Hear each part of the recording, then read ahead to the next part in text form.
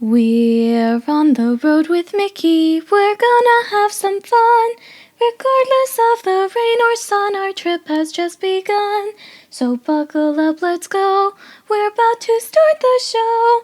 And maybe if you like us, you'll see where else we'll go. Hey everyone, I'm Mike, and she's Sophie. And we have a very special guest with us today, the famous, the one and only Ira David Wood III. Everybody give him a wonderful warm welcome. We call that a round of applause. Yes. And we never forget Grogu. Say hi, Yes. Grogu. He's our mascot. Yep, he's the silent partner. Mhm. And we're on the road with Mickey. This is episode 141 for October 10th, 2022. And today we are interviewing our very special guest, Ira David Wood. So, welcome, David. Thanks for joining us. It's a pleasure to be here. And today is a day that is filled with surprises. Nobody knows what's going to happen. What day was that on the Mickey Mouse Club? Oh my gosh, Oh you stumped gosh. me. I have no idea. Adventureland Day. Now that's gonna Man, putting that's me gonna to be the shame next right off the bat. that's gonna be the Listen, next trivia that I learned for our games, Daddy. Okay, I remember those shows, man. I was watching them when I was little. that's cool. That's That is weird. so You cool. seem very young to me. God bless you. Anyway, we are going to skip our cheddar from the big cheese this week, but we have a whole slew of questions. And as always, we want to thank you once again for joining us. And Sophie has the first question because she came up with a really good one. So, Yes. As we all know, you are a very talented actor, and I love watching you in the Christmas Carol almost every year that I can go. But I have to ask you, what inspired you to get into the theater? What sort of was the birth of your passion for it? When I was in kindergarten, I had to sing the song Somebody Loves Me to a little girl I could not abide. And oh, when it was over, everybody just thought I was in love with her. So I figured, hey, this is kind of fun. I can I can be something that I'm not. And I think when I was 12 years old, my father passed away, and I sort of retreated into a world of make believe. It was a safe world where I was in control and I could be other people, and my imagination was out of bounds. I was, yeah. would go into that world and I was safe there. So I think that's one of the reasons that it just seemed natural Mhm. to move into acting, to move into theater, and I've never looked back. No, you haven't. And it's been Yeah. a long time. And I mean, for those of you that are listening that aren't in the local Raleigh Durham area, you need to look him up because Ira David Wood's career spans decades, and the shows that he's put on are like local icons. I mean, we're talking to a living legend today. Oh So my Yeah. God. it is such an honor for us to have him on the show, and I'm so excited that we're able to make this happen.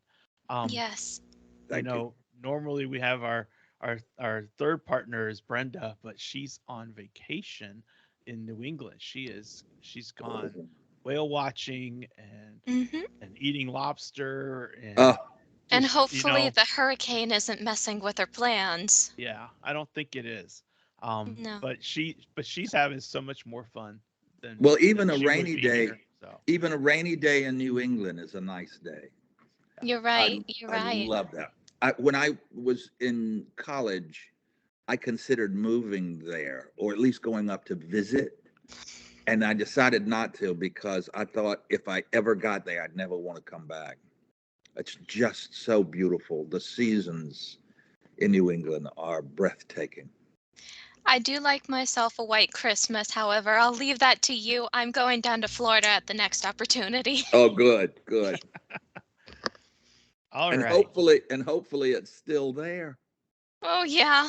They've Well, taken a hey, It will beating. be. It will Floridians be. are a different breed. Oh, they are. They are a different breed. They are indeed. Okay. All right, then. So, how long, David, have you actually been in theater? Do you have like any sort of calendar entry in your head of I've been doing it for 50 years or anything Yeah, when like I that? was in junior high school, we didn't have a drama department in my school. I remember that I took Poe's The Mask of the Red Death and Mm. translated it to stage. And around Halloween, uh, I cast it with some of my friends, and we put it on in the high school auditorium. And I think that was the, the first beginning, scratching the surface. And then a guidance counselor came to me at one point, and he said, "You should be in a place with other crazy people like yourself." And I said, where would that Where be? is that crazy place? Can I Where go is there it? too? Because my bags are back that I'm ready. And he said, well, it's Governor School, the Governor School of North Carolina. Oh. And there were only two books in our school library on theater. One was Archibald MacLeish's J.B., and another was an anthology of the best plays of 1947. And I took both of those books, checked them out, found two monologues, combined the monologues into one, and auditioned for the governor's school and was accepted and went for a summer, uh, which turned my life around. And while I was at governor's school, this wonderful Italian man came to speak to the drama department. His name was Vittorio Giannini. He was the first chancellor of a brand new school getting ready to open in Winston-Salem. It was the North Carolina School of the Arts. It was the first school of its kind in the Western Hemisphere that taught dance, drama, music, and academics under the same roof.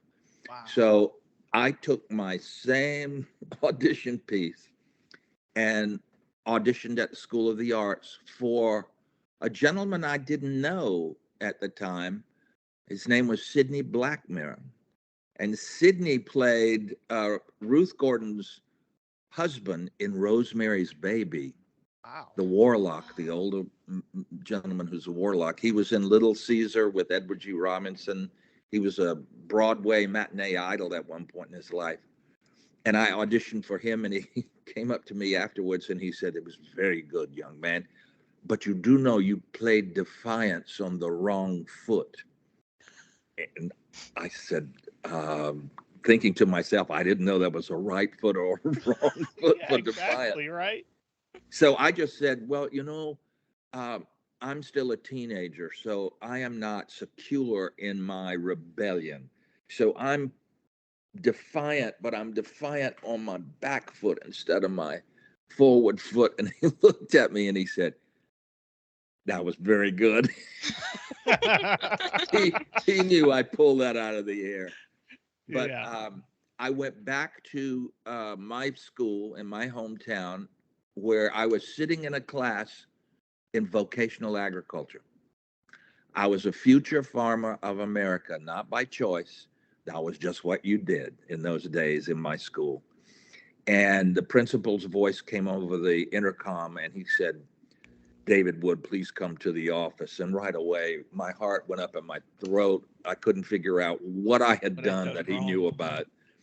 So I went over to the main building and I walked down the long corridor towards the principal's office. And at the far end of this long corridor, I saw my mother standing there. And I said, "Oh, this is bad. This is really bad." By the Getting time I got major to her, flashbacks here. oh, yes, I was trying to figure out what they had found out. I was ready for the blindfold and the last cigarette by the time I got to her. And I looked up and I said, "Mom, what's wrong?" And she said, "Nothing." She said, "You have been accepted in the School of the Arts, and this is the last time I will see you walk down this hallway. And I wanted to be here for that." So I got back to my vocational agriculture class, and my best friend looked over and he said, what happened? And I said, I've been accepted at the School of the Arts in Winston-Salem. He said, what's that? I said, I don't know, but it's going to be better than vocational agriculture. And it was. When I went to the School of the Arts, I found a square foot of space in the universe that belonged to me, and it changed my life. And I knew I was around people who shared my same love and passion, and I couldn't get enough of it. I loved it. I loved it. I was there for 5 years, my senior year in high school and 4 years of college, and it was earth shattering for me. It just changed my life. The springboard, Wow. huh? Very much a springboard into today Yeah. and what you've done since. Golly, that's just incredible. What a great opening, and what a way to Kickstart see, an era.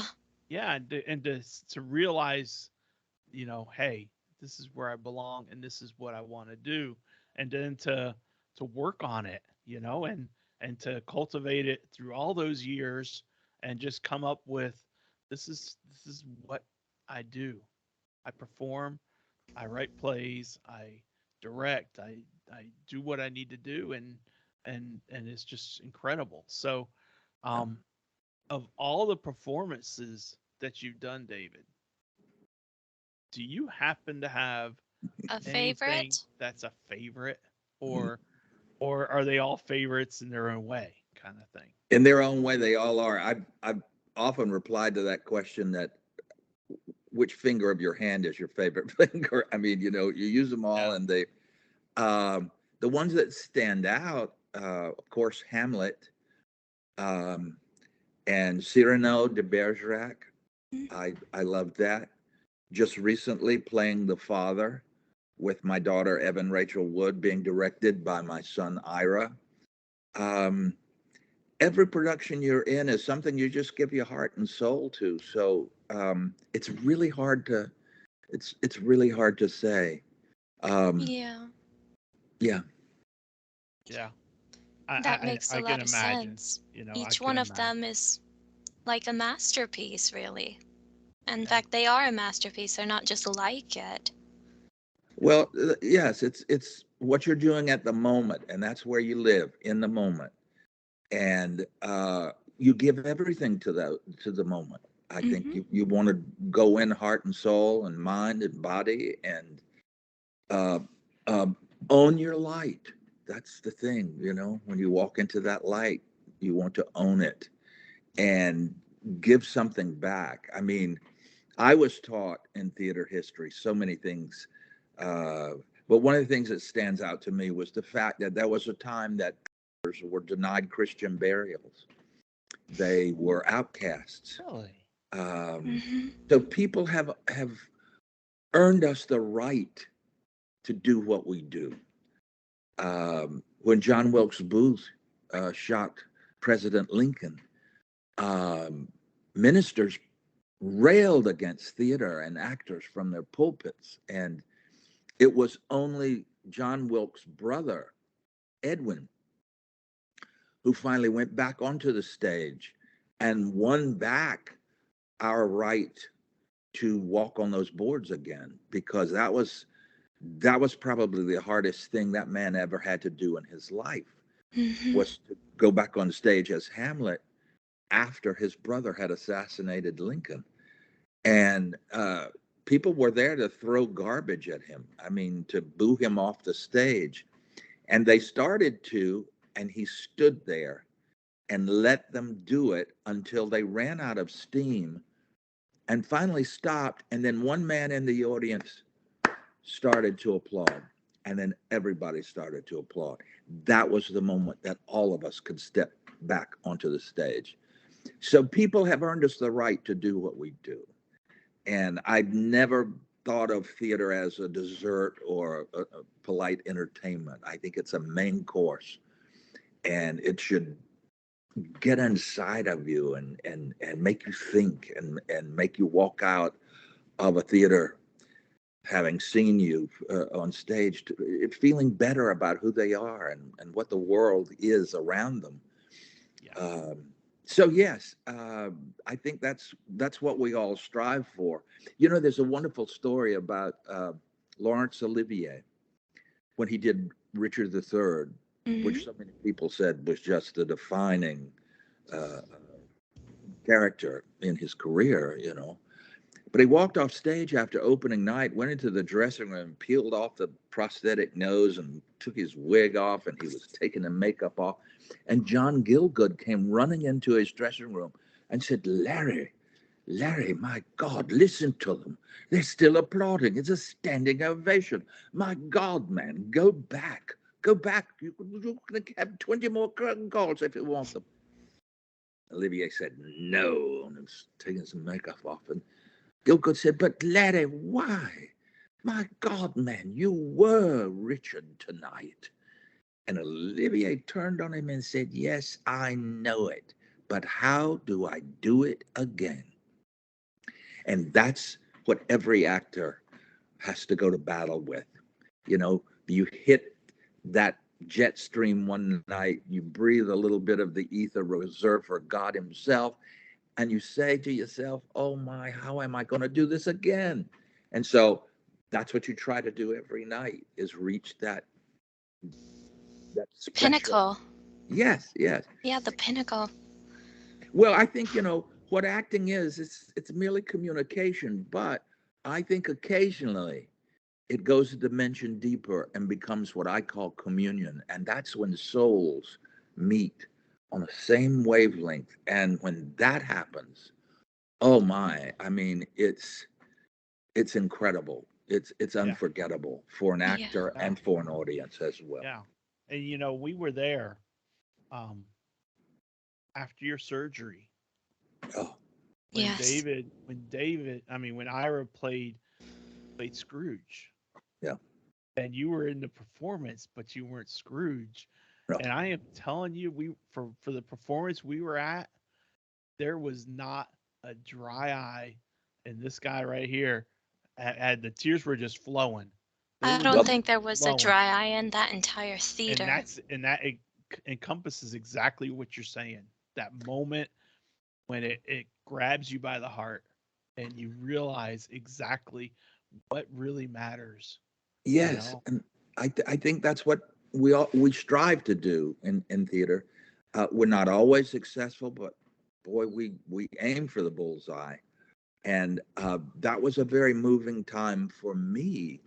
oh yeah, no I doubt. had a brush with my own mortality, and it caused me to do a lot of soul searching. And now, I mean, we started A Christmas Carol in 1974. I was in my 20s. I'll be 75 next month. And You're not next, that old. I refuse yeah, to believe that. No. yeah, it's No. true. It's true. And next year, the show will celebrate its 50th anniversary. And that will be my last year as Scrooge, because I will turn the role over to my son Ira, who's already alternating with me in the performances. I'll continue to direct as long as my health holds out. But I think at 75, it's time to hang up the top hat and the tights and let a younger fella go out and hit the stage, because it is a taxing role. As I said, I wrote it to be performed by a 20-year-old. And so getting out there 75 now, it's like, whew, when you get off stage, it's like, You man, feel I'm the ready exhaustion, huh? to go home, and just sit on the sofa and go, well, we defied gravity one more night. Thank you.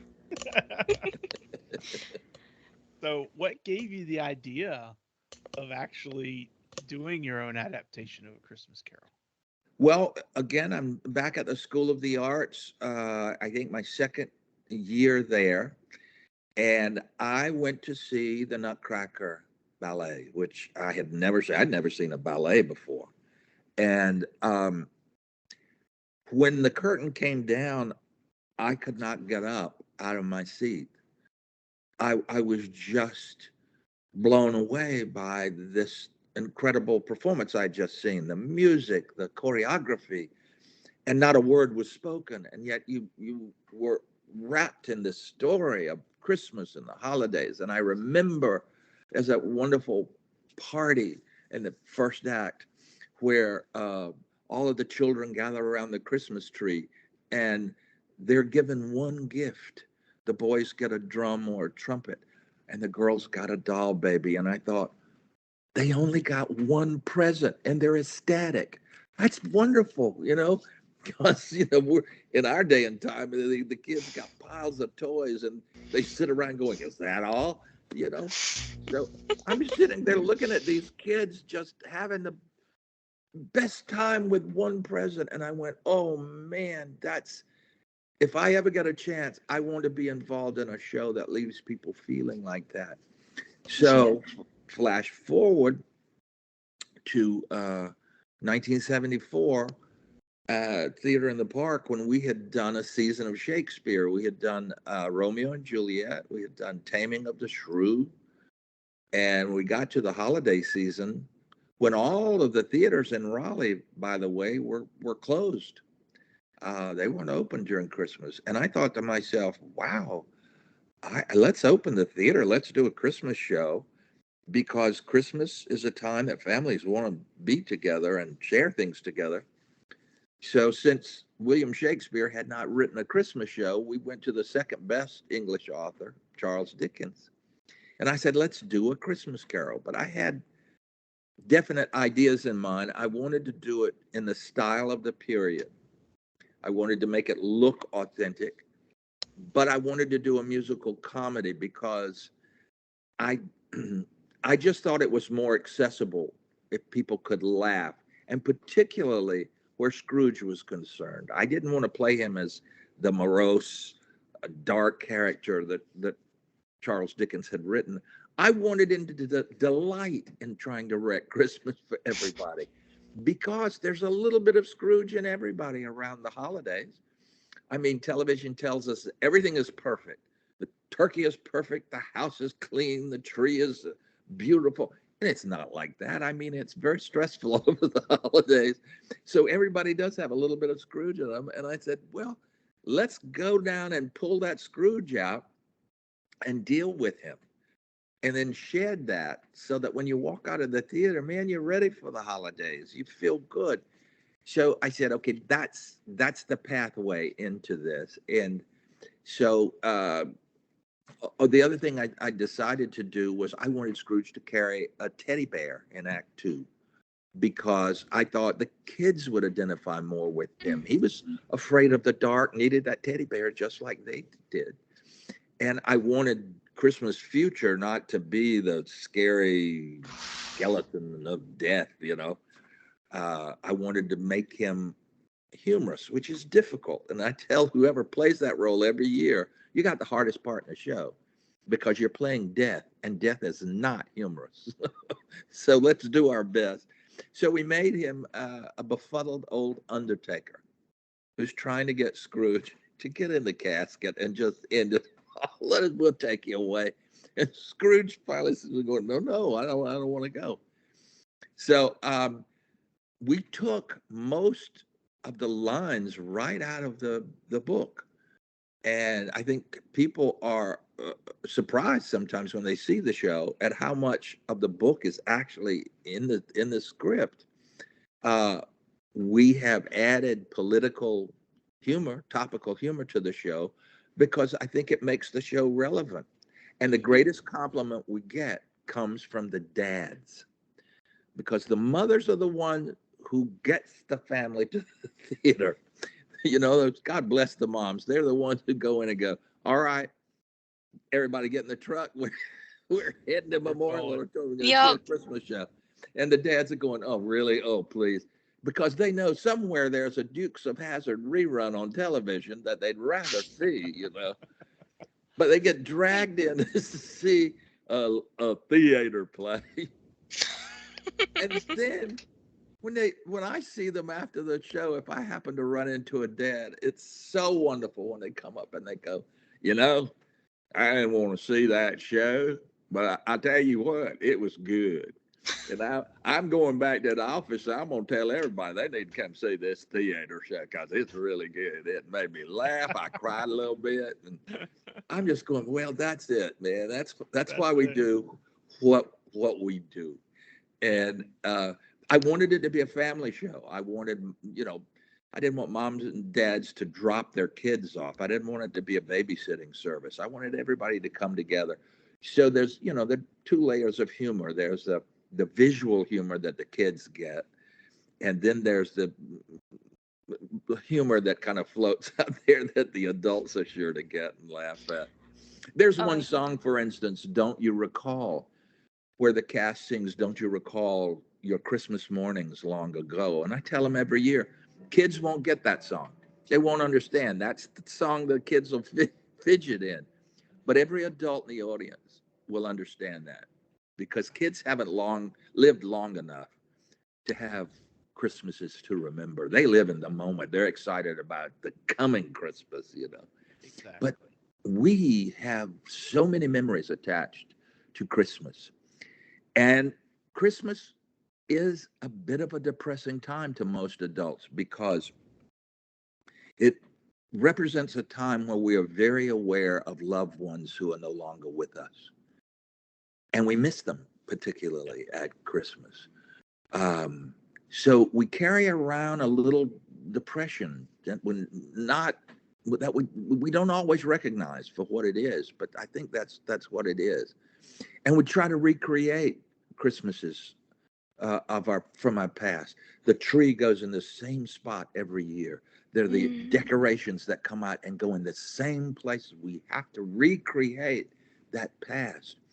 And I think that's the brilliance of Dickens, because the first ghost he meets after Marley is the ghost of Christmas past.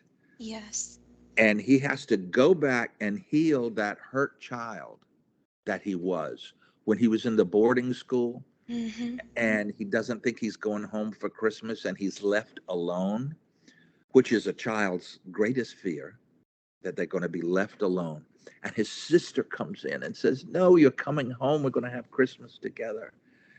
And so I think we have to go back and heal that hurt child in each of us so that we can move from our Christmas pasts into the present, celebrate it, and be brave enough to look ahead to the future and our own mortality, which reminds us to live every day to its fullest, to do, as Christmas present says to Scrooge, the thing is to do the most you can with the time you have left on this earth to make a difference. And if we can get that message across, then we've done our job. Yeah, Yes. exactly. You Well and put. Charles Dickens are both geniuses. Well, I don't know about me, but that man was incredible. And I must tell you that members of the Dickens family have seen the show. And I have met his great grandchildren. In fact, I happened to be one day in the House of Mercy in Charlotte, which is a house that was set up for AIDS patients. And this was years ago. And I was there because my mother was instrumental in starting hospice in Charlotte, North Carolina. So I went to the house and I was looking around, and there on the wall was a life-size portrait of Charles Dickens. And I'm standing there going, what in the world is Charles Dickens doing in the House of Mercy in Charlotte, North Carolina? And suddenly this attractive middle-aged woman walked in riding boots and jodhpurs. And she looked at me and she said, oh, I see you're visiting with Charles. And I said, well, yes, I am. My name is Ira David Wood. And well, she introduced herself, and she was married to the great grandson of Charles Dickens. And I said, all right, this is mesmerizing me. Why Yeah. are you here? And the portrait's here. And she said, if Charles Dickens was alive today, he would be doing everything he possibly could to find a cure for this disease. And I said, oh, yes, because he did identify diseases in England at the time. When he wrote A Christmas Carol, half of the coffins made in London were made for children. And he did so much to improve working conditions for kids who were sent off to factories. And his books brought all of that to life. Tiny Tim, you know, who could have died without Scrooge coming in to help. And that was what she said to me. One of the things I found out was she had taken Charles Dickens' writing desk, and she had the blueprints of it, and she sent it to a furniture company in High Point, and they made a replica of Dickens' writing desk, and she was auctioning it off, and the money was coming into the House of Mercy. And I said, that is absolutely amazing. And she said, I would auction off the chamber pot under his bed if I could, because this is what he would be doing if he was alive today. Yeah. And when his great grandson came to see A Christmas Carol here in Raleigh, Gerald Dickens, who was touring the United States with his one-man show as Charles Dickens reading A Christmas Carol. He came to see the show, and a bunch of us took him out to, there was an Irish pub in town, which was as close as we could get to an English pub. So we took Gerald there, and we're sitting there with our pints of ale, and it was a cold night, and it was just wonderful visiting with him and hearing his stories. And finally I said, Gerald, I have to ask you, because I've been dying over here, what did you think of the show?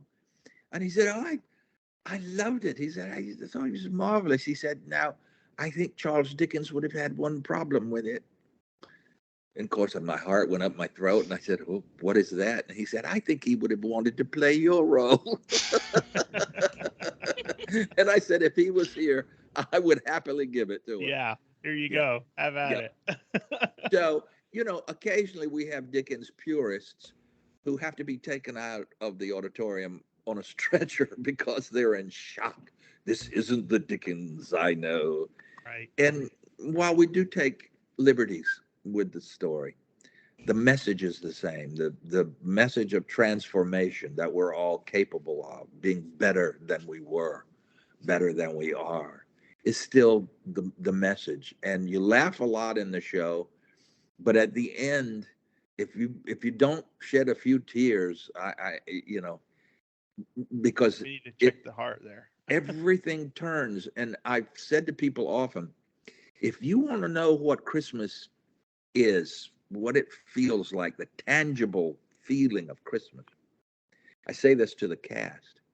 When we stand on the stage at the end of the show, right before Scrooge sings his a cappella verse of the first Noel, I say, I stand on the stage and hold that moment as long as I can to feel it. And sometimes I even turn up stage and I look at everybody standing on the stage behind me. I make eye contact with everybody in the cast as if to say, can you feel it? This is Christmas. Because you've laughed for an hour and a half, and you've gotten to know Scrooge, you've laughed with him, you've identified the Scrooge in yourself, and suddenly when he changes and turns around and Tiny Tim is holding his hand, and the little children in the show have begun to sing the song, but they get to the chorus and they turn to Scrooge and go, okay, it's your turn. And it's the first time in years that he's gone there, celebrated Christmas, had Christmas in his heart. So he starts to sing Noel, and he can't get through it. He bows his head and starts to weep.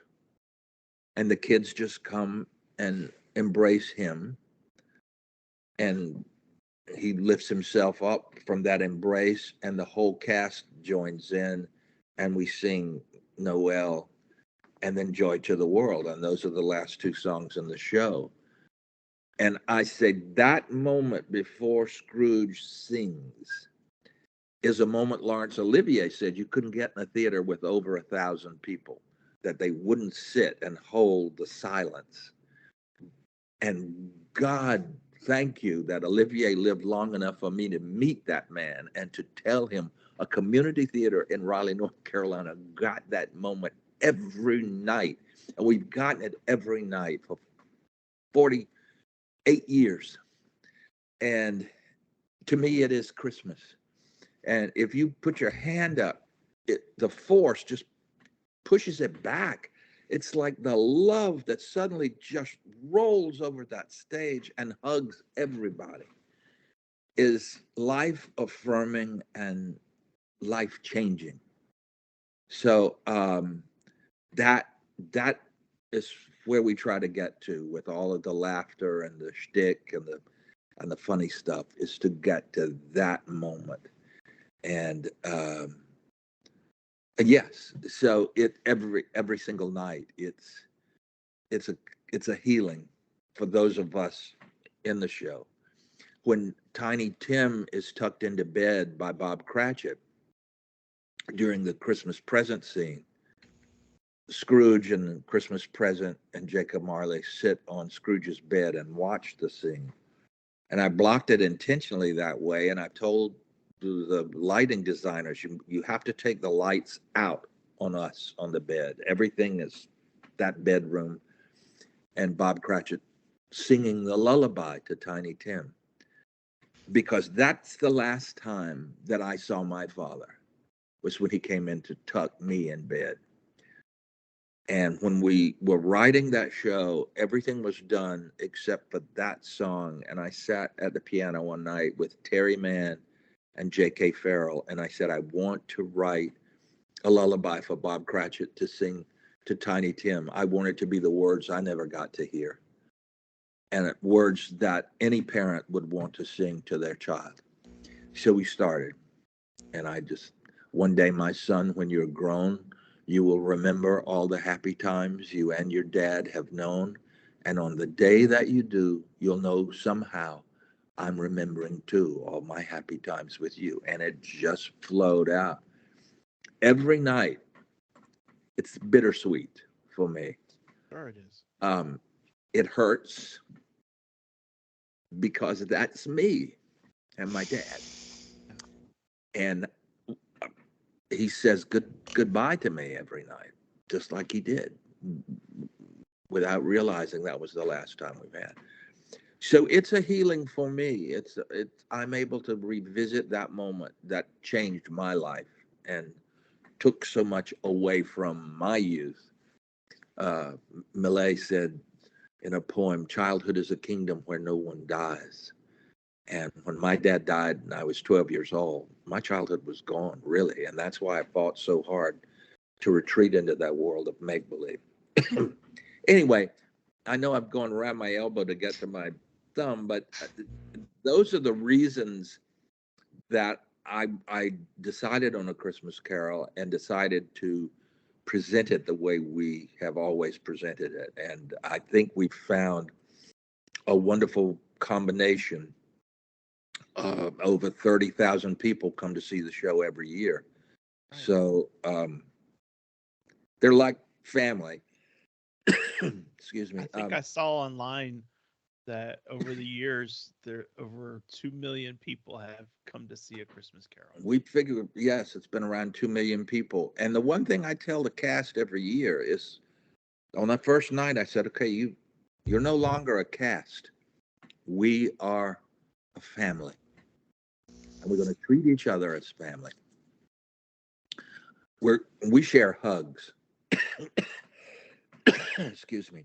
I told them, I said, if we don't laugh, it won't be funny to the audience. If we don't cry, they won't cry. It has to move us first, and then we take it to them. Yeah. So they've never disappointed. And what I'm asking a group of volunteers to do is impossible. And I tell them, what you can get ready to do, it's impossible. But you're going to do it. You're going to change hearts and move people. And then when they walk out of the theater, they're going to be better than they were when they came in. And they're going to have a wonderful Christmas because of the gift you've given. And I've got, Exactly. but I said, the gift is always to the giver. Yeah. Yeah. It It is is. better to give than to receive. And Always. that is straight up fact. You know, it's incredible how much just seeing one performance, even if you weren't really thinking about it, but just how much going into one show as a viewer, as a patron, and watching just how much your heart gets lifted and how much you're able to really get truly into the season, and that's the beauty of it. And if you need to step aside to get a glass of water or something, please feel free to step up. That's perfectly okay. Um, but that's our side of it, right, Sophie? Is being Yes. able to experience To and feel it. to feel it, just like you said. You guys feel it, and we're feeling it right there with you. Hmm. All the feels. So Yeah, yeah. And and that's that what you want it. You want it to be that. I mean, like I said before, I don't want it to be a charming show put on by a lot of charming volunteers. I want it to move you. Let's laugh. Let's cry. Otherwise, what are we doing here for 2 hours in the dark? you know, yeah it's magical what happens. It's like I said, it's healing. And we try to find a little bit of that in every production we do.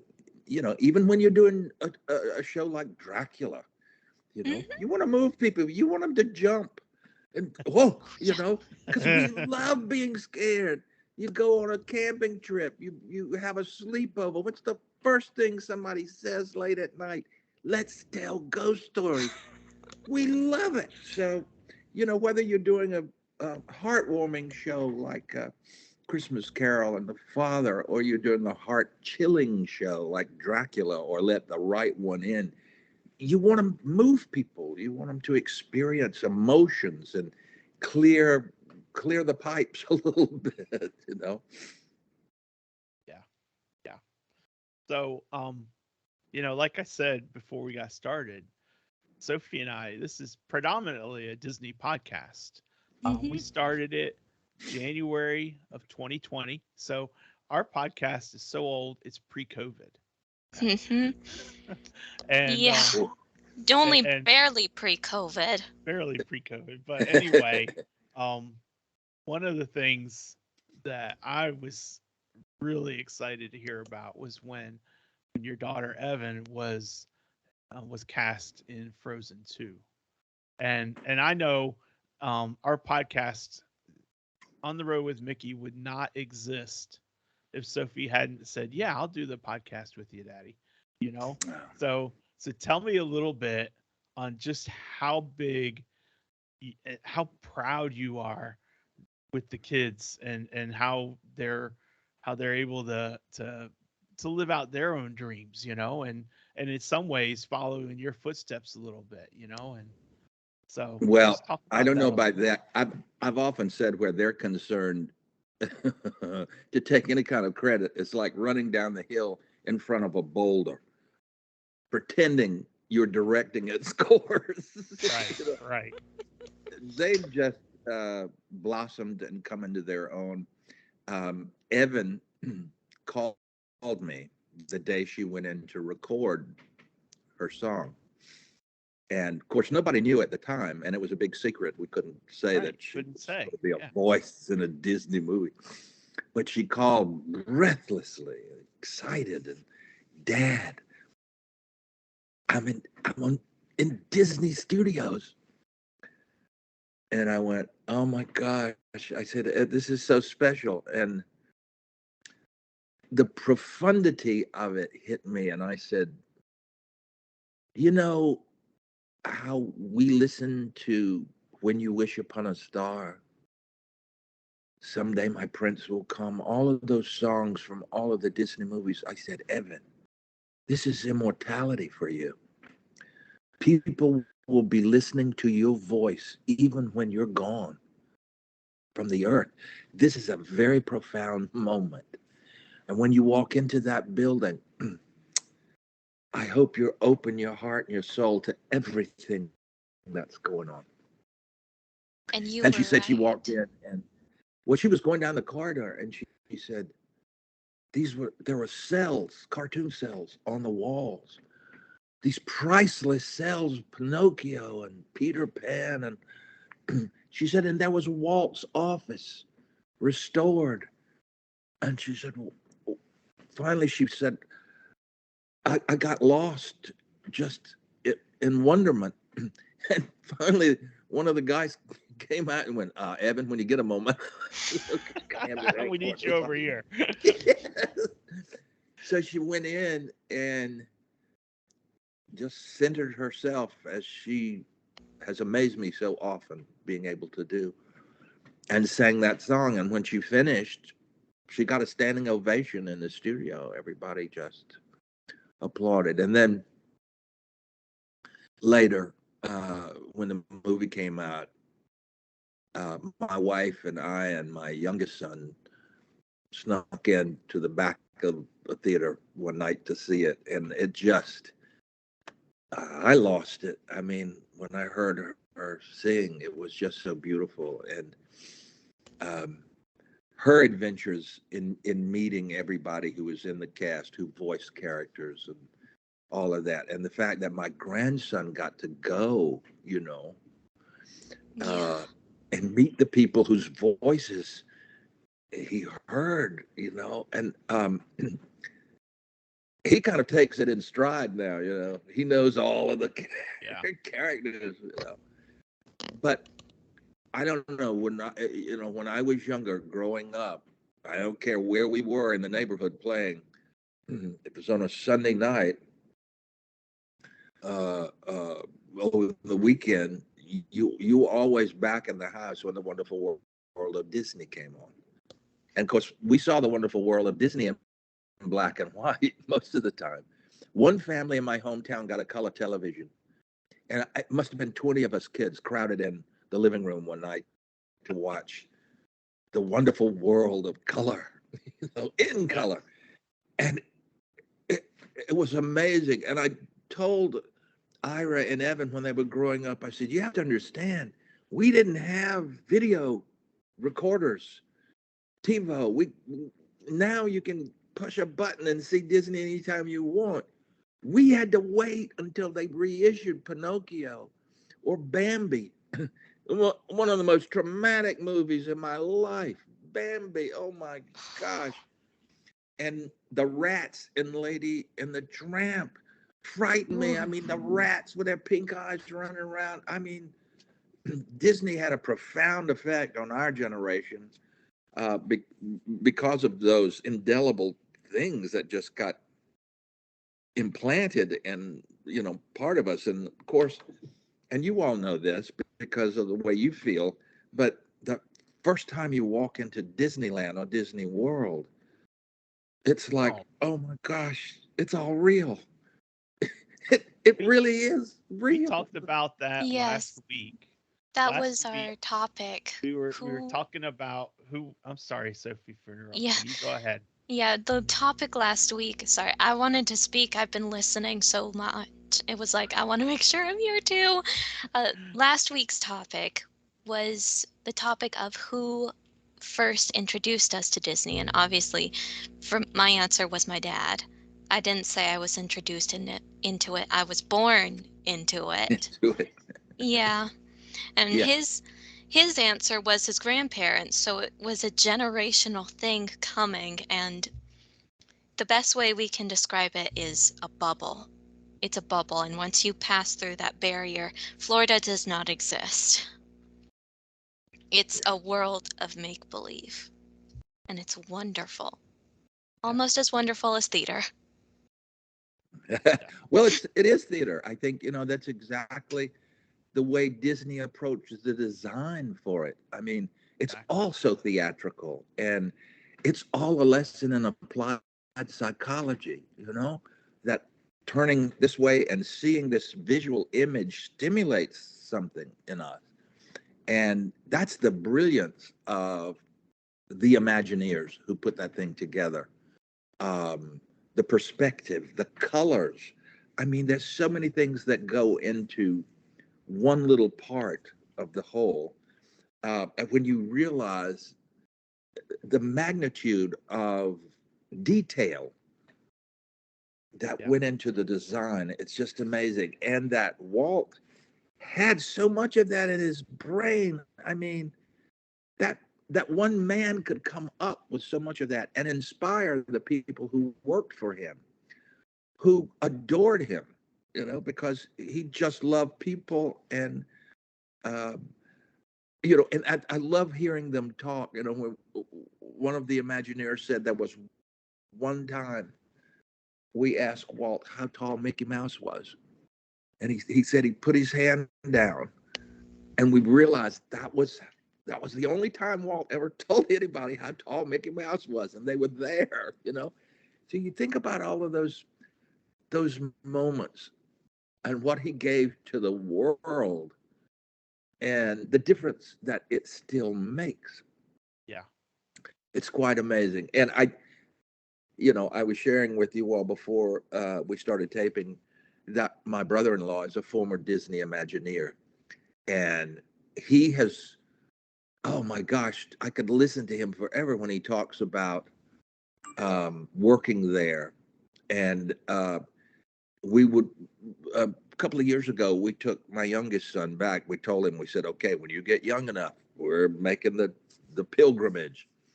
So we took the train. That was so neat. We trained down to Orlando, and you leave Raleigh, and it's an overnight trip. So we got 2 sleeper compartments, one for him, one for my wife and I. We said, okay, we're just going to make it a magical trip. So we went to bed, and you wake up, and there you are, and the car's there to take you to your hotel right there. And my brother-in-law was our guide. Nice. So you can't ask for better than that. I mean, Yeah. Right. we were having breakfast one day, and it was in the restaurant where I guess the restaurant revolves, and you The see this Garden Grill. farms. Yes, you The see the Garden Grill. farm scene and all of that. Yep. Well, we That's were one of our having favorites. breakfast. We were having breakfast, and the farmhouse is slowly going by, and I'm looking at the detail, and there's a little whirligig hanging on the side of the house. I mean, tiny little bit. But I saw it, and I turned to him and I went, "Oh my gosh, look at that! I mean, the detail on this thing, that whirligig." And he looked over at me and said, "David, that was my whirligig when I was a child." Nice. Oh my gosh. He said, "I put it there," and I went, "What?" And he said, "Look over there. You see that doorway?" And I said, "Yeah." He said, "That was my office." Oh wow. So, and he was one of the designers on the Swiss Family Robinson treehouse. And I spent every day we were in that park embarrassing him. I know, because I I would walk in front of him or behind him, and whenever somebody would see something that I knew he had designed, and he had pointed out the things that he had been part of designing, and they would say, "Oh, I love this," or "I love that," and I go, "Did you love that? Thank that man right there." And he would go, "Oh, please." And I go, "No, you should be thanked.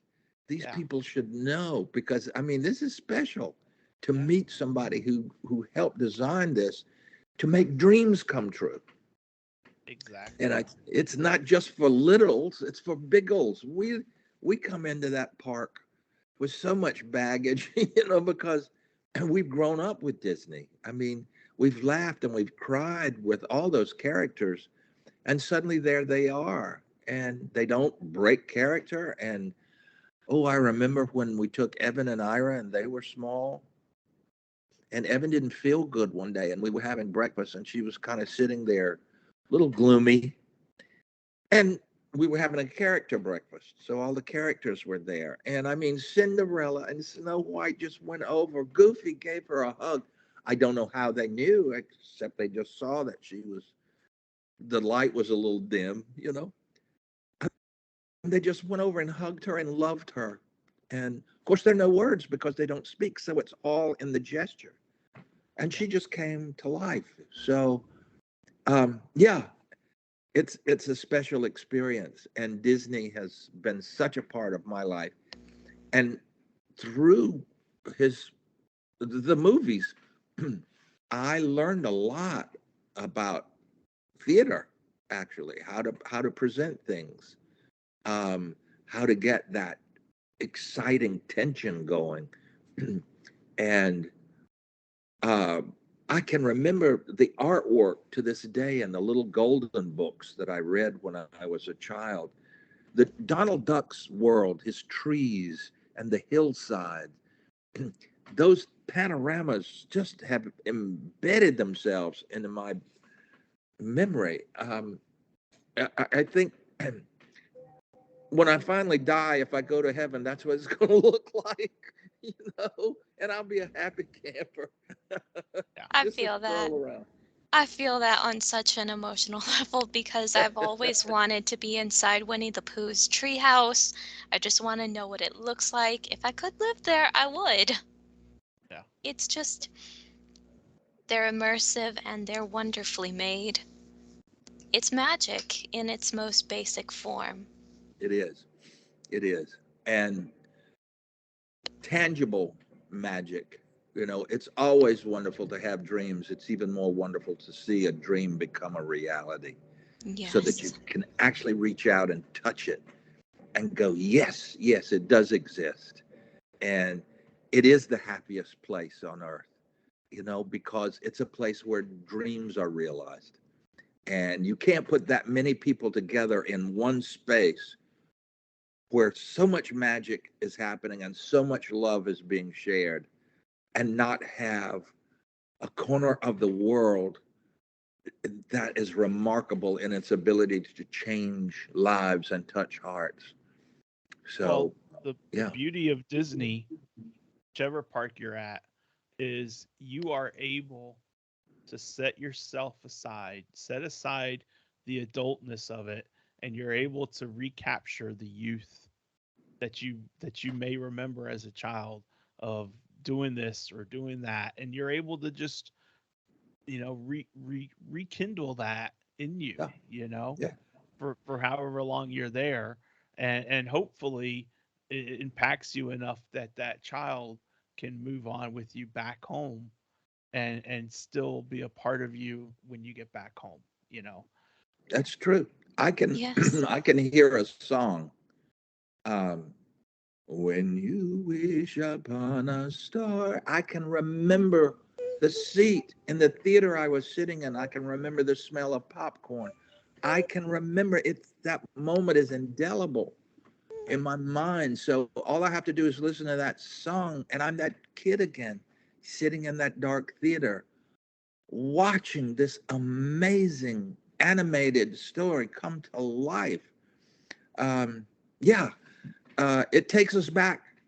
Those of us of a certain age, it takes us back to our youth. It takes us back to those days when life did seem simpler, Oh, and def um, uh, childhood was a kingdom where nobody died, and we were safe and secure there.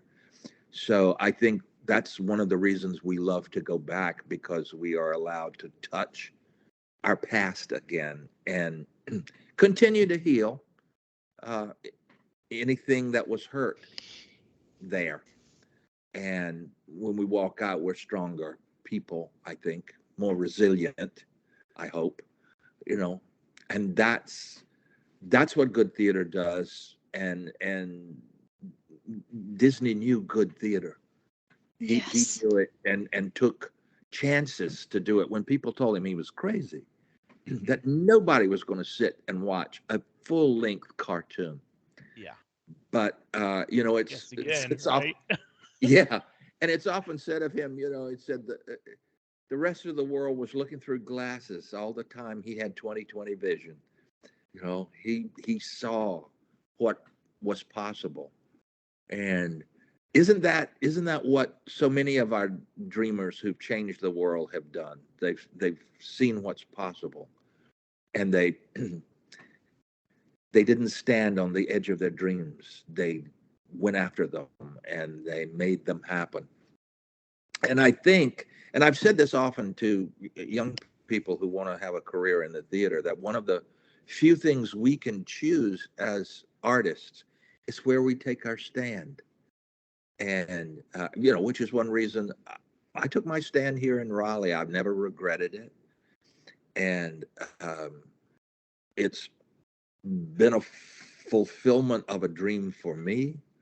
I've watched my children grow up in the theater too. I've never tried to push them into it, but my gosh, I mean, they're with me 24/7. So what, Evan and Ira grew up at night.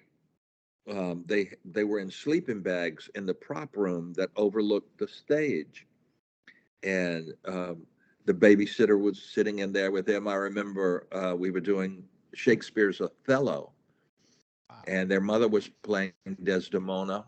I was playing Iago, and of course, Othello strangled Desdemona every night. So Evan and Ira would wake up in the front room. The door was open. They could see the stage. They would wake up and watch their mother being strangled, and they turned to each other and said, "Mom died really well tonight," and then they'd go back to sleep. So uh, they, in a very real way, the theater was their playroom. And I do remember walking by an open door looking into the performance space one day when Evan was very young, 5, 6 maybe. And they were setting lights for a show. And she just went up and sat on a little stool on the stage. And she was making up a monologue. And she was just talking and, you know, performing in her light. And I stood in the doorway and I went, oh my, she is to the manner born. I think I've got an actress on my hands. Yep. And Ira's the same way. He's grown into such an incredible young man. He's now artistic director at the theater, and I'm, turning it over to him. And he's amazing in what he's learned and been able to accomplish. And I hope, and I think he's happy here. I think um, people say to me, why didn't you go to New York? Why didn't you go to LA? You could have had a career in those places. And I said, yeah, why? You go to New York, you go to LA, and you ask them for oh gosh, what did I say? A ham bone, a ham hock. Yeah, I said, you go to those places, you ask them for a ham hock, they send you to a pawn shop. I said, look, Raleigh, the South has been home for me. I'm comfortable here, and I've made my stand here, and I think and I hope I've made a difference. And I hope maybe, well, I do know that there are young people who've come through our doors who've now gone on to their careers in this business. I mean, A Christmas Carol this year is going to be, our version is going to be performed in Fort Worth, Texas, at the theater called Casa Mañana.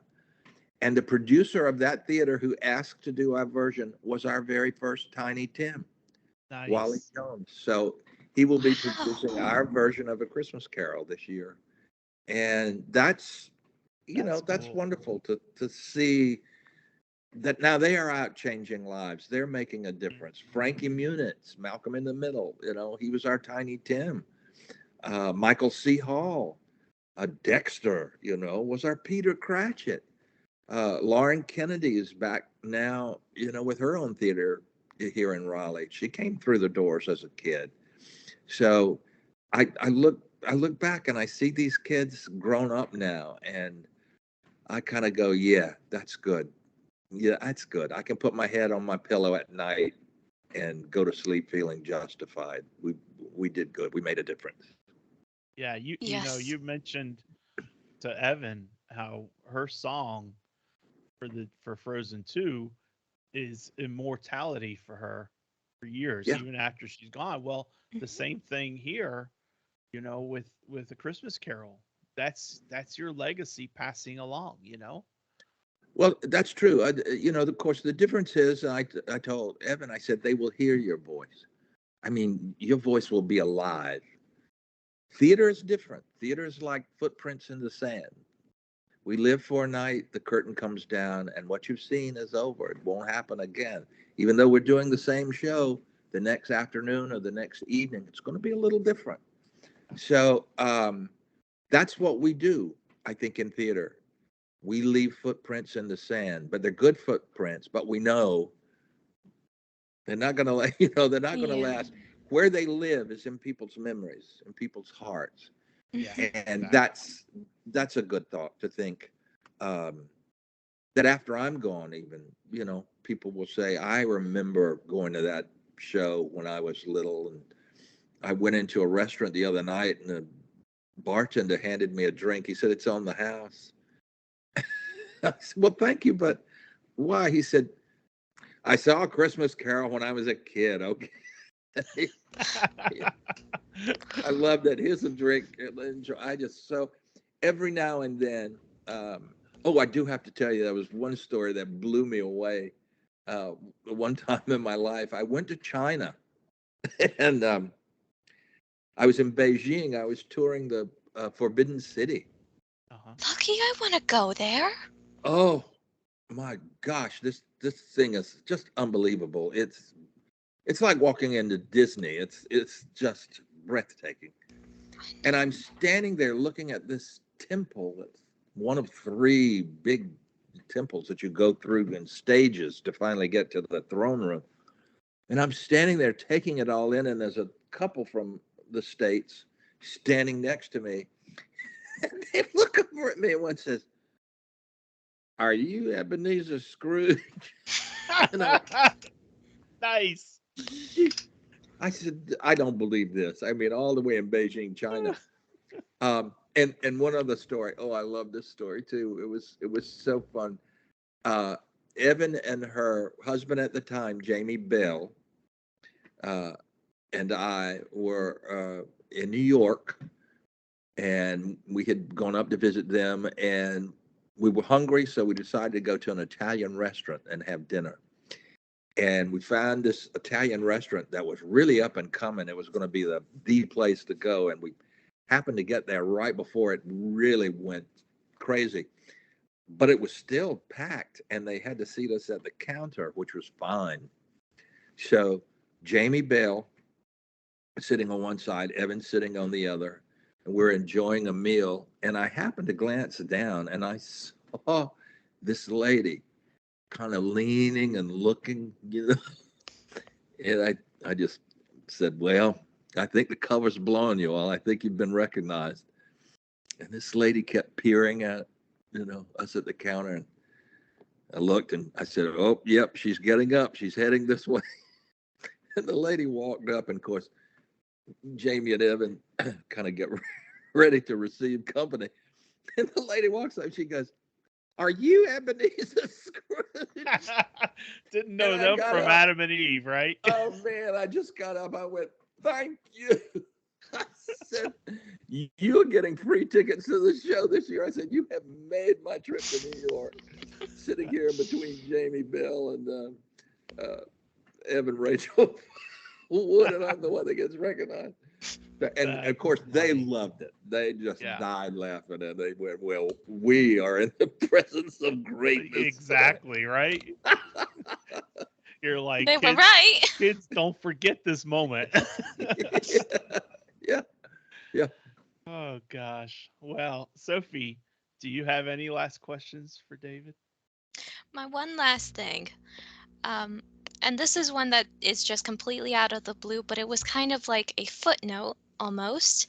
And this is one that my dad told me about. It was your production of The Lost Colony. I've never heard of that, and I want to learn about it because you're in it. So, could you maybe give a few words on what you did with that production?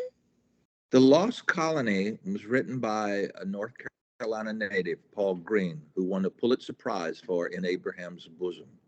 The Lost Colony is the oldest outdoor drama in the country, Wow. and it is presented every summer on Roanoke Island, down on our coast near Nag's Head, in the town of Manteo. And I was lucky enough to go to the Lost Colony when I was in college. I was asked to come and play the role of Sir Walter Raleigh, which I did. I played Sir Walter for 2 summers, and then I played the comic lead. His name is Old Tom Harris. And they were 4 of the best summers of my life. I had never spent a summer by the ocean, and I was able to do that and go to work 6 nights a week under the stars and perform this beautiful, beautiful outdoor drama. Flash forward, and in 2013, I was asked to come back and direct the show, which was a huge honor because the colony meant so much to me, and to be able to go back and put something back was very important.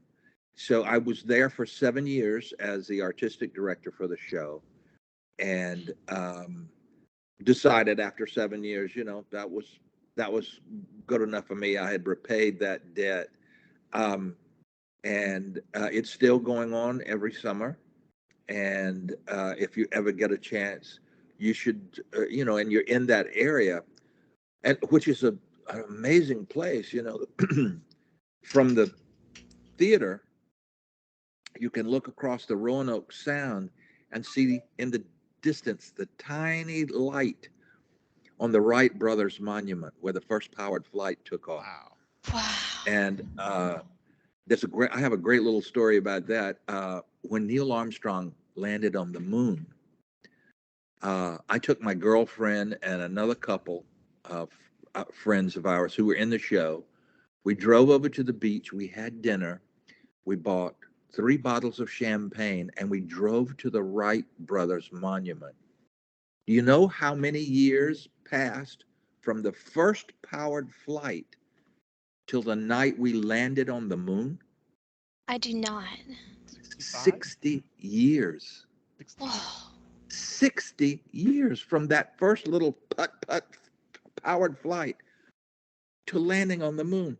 So the Park Service put televisions out in the visitor center, and we took our champagne, popped it, poured glasses, and from where we were standing, you could see the monument, the Wright brothers monument, and right behind it, the moon was hanging low in the sky. And so we could see the TV sets. And the first moment Neil Armstrong set foot on the moon, we were standing in the spot where the Wright brothers had taken off. And that was a special time. Yeah. And again, one of those moments that really crystallizes things in your brain and in your soul and your heart, where you realize the incredible things man is capable of when we put our hearts and souls together for a common cause. Yeah. And gosh, we need that today. Oh, don't we? We though? need to come Yes. together as just like Christmas present says, we're one family on a globe that's growing smaller every day. We need to think of ourselves as a family. It's so easy to point out our differences. That doesn't take a rocket scientist. It's the commonalities. It's the things that bring us together. Disney knew that. Yes. Disney World, Disneyland. That's what they do. They bring us together as one family. It's a small world after all. So, they are universal messages all around, and we need to pick up on them. And I think we need to return to those values. We need them in the world today. Well, David, thank you so much Yes. for Thank you conversing with again. us. Sophie, do you want to do your This Day in Disney History? We do a This Day in Disney History segment every week. Yes. And I think Sophie is a huge history buff. So you've been Absolutely. right up her alley as far as some of the The stories. entire time listening to you talk is like It's like Opening a textbook. it's like a sponge soaking up a huge bucket of water. I loved it. I loved it all. And if you would like to stay, I do have a question for you, sir. So obviously we know you're into theater. Have you ever heard of an opera called Ida? Yes. Yes. What are your opinions on it? Opera blows me away. The music, I think, is familiar to most people, even though they may not identify the opera itself. It's like, well, Disney's Night on Ball Mountain. Mm-hmm. No, I mean, we know that music. It's like the storm from William Tell's Overture. We hear music and it's familiar to us, but sometimes we don't know its source, you know, Yes. where it comes from. But opera, my gosh, you talk about bold, wonderful, vivid colors. That's what you get with opera. Absolutely. Well, this one is something that I picked specifically because it was theatrical, and it's not very related to Disney. I tend to focus on Disney history, but it's closely related because Disney made a Broadway adaptation of the opera Aida, and it was released in 1998. But speaking today, October 10th, back in way, way long ago in 1813, this date is disputed by most historians as the day either today, the October 10th, or yesterday, October 9th. It is disputed but believed by most historians that the opera composer Giuseppe Verdi, who composed Aida, was born in the village of Le Ronco, Duchy of Parma, on this day. Nice. Yes. Verdi. Mm-hmm. And we are very glad he was born. Yes, we are. You, sir, are a genius. I love your puns. I love your jokes. Thank you. Well, I've loved my time with both of you today. It's been very special, and I love you both and appreciate you for letting me rattle on. Oh no, it was wonderful to listen. It's been our pleasure. And the last thing I've got is a last little, very tiny Walt Disney quote. We call it a little bit of Walt. A little bit of Walt. And normally Brenda will perform this, but today I think the quote I've selected is perfect for the guests that we have. And the quote from Walt Disney was, "Whatever you do, do it well." And my friend David, I think Sophie and I and everyone that has ever seen one of your plays, one of your performances, would agree. Yes. What you have done well. Very well. So, Thank you. Yes. thank you so much for joining us today. We have had so much fun. So have I. It's been our honor and our privilege to have you here. So thank you so much. And you know what? We're going to work real hard to make sure that we see you on the stage for A Christmas Carol in the season. Yes, please. Look for us. Well, don't look Okay, I for will. us. Right. Do what you got to do, but we'll be looking for you. Yeah, Oh, you'll let us? Absolutely. Thank you. We'd love to see you both. All right. Well, you take care, and thanks Thank for you. joining us. And we will see everyone on the road. We'll see you on the road. Have a good day, everyone. Safe Bye. travels. Bye.